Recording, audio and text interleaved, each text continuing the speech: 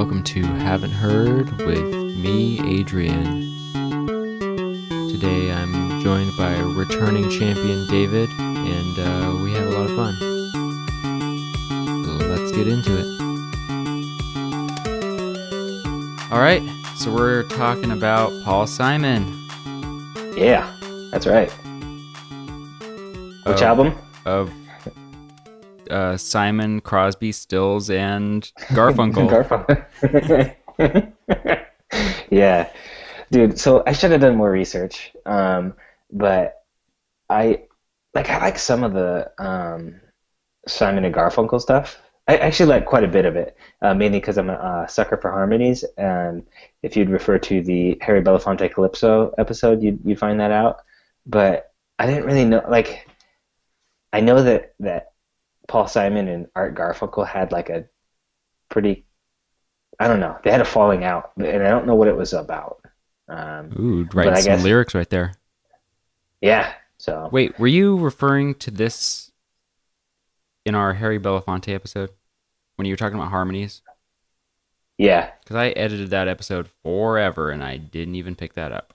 Oh, yeah. It was just a really quick line towards like the last quarter of it, I think. There was nothing quick about what happened.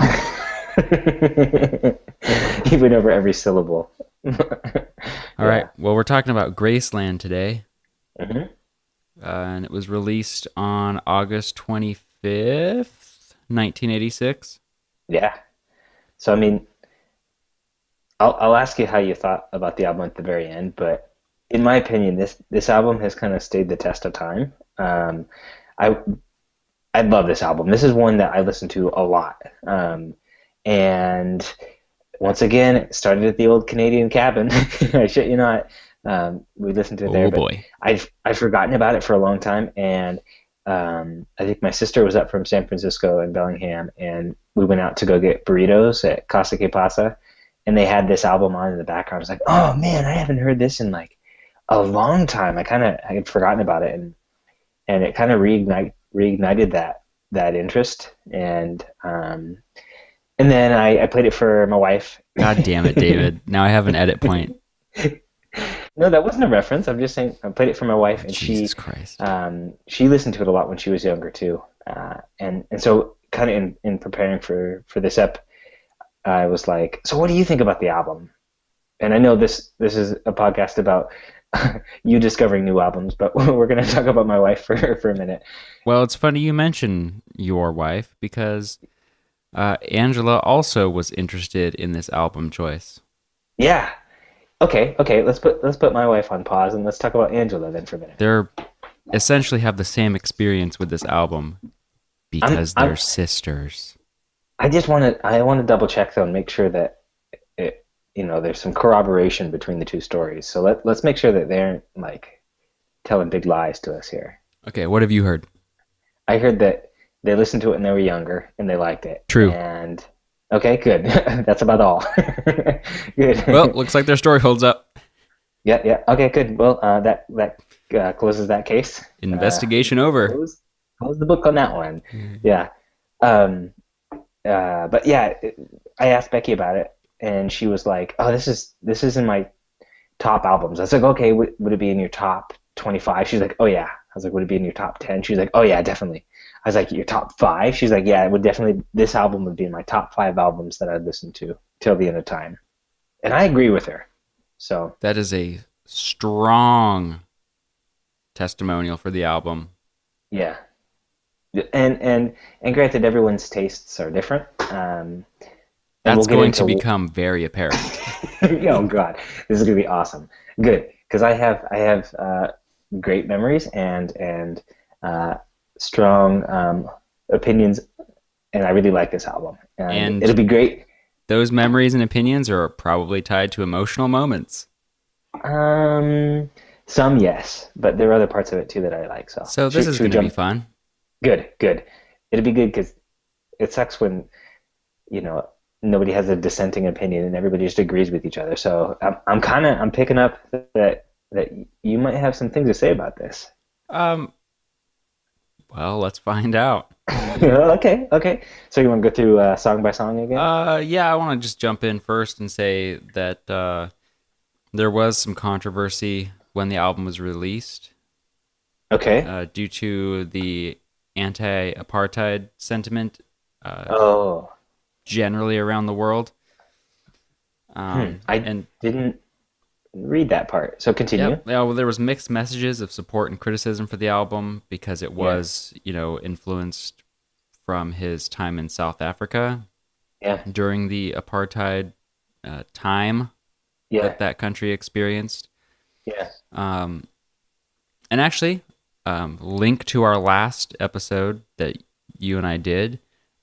Apparently, he sought the advice of Harry Belafonte before going to South Africa. Are you kidding me? Are you kidding me? According to Guardian.uk, which is about 50% trustworthy. Well, 50% more than Wikipedia. Yeah, he had checked with Harry Belafonte, who had mixed feelings about him going to South Africa. Um, and it seems like Belafonte told him to go talk to the organization that was like against the apartheid, like the official organization that was against it, Yeah. and talk to them and seek their advice before he went. And he didn't do that, and he went and didn't give a shit. Hmm. Interesting. But it worked Interesting. because it apparently revitalized his career, which at that time sounded like it was kind of fizzling out. That's crazy. So Paul Simon has had at least one major like top 100 Billboard hit in every single decade since he's been writing music, and he's been writing music for a long, long time. So it's interesting to me to hear that this was a low point for him. Well, the low point came before the album. Yeah. Okay. Okay. But nonetheless, yeah. It's just to look back on his body of work. He's done so much, um, and definitely has remained culturally relevant. So yeah. Well, to tie it back to our last episode together, would you say Uh-huh. he is more or less culturally relevant today than Harry Belafonte? I would say more. Um, I think Harry Belafonte was great, is great, and but Paul Simon's body of work is just so much more massive, and um, I think he influenced more musicians as a singer songwriter than Harry Belafonte did. Um, I will agree with you on all points.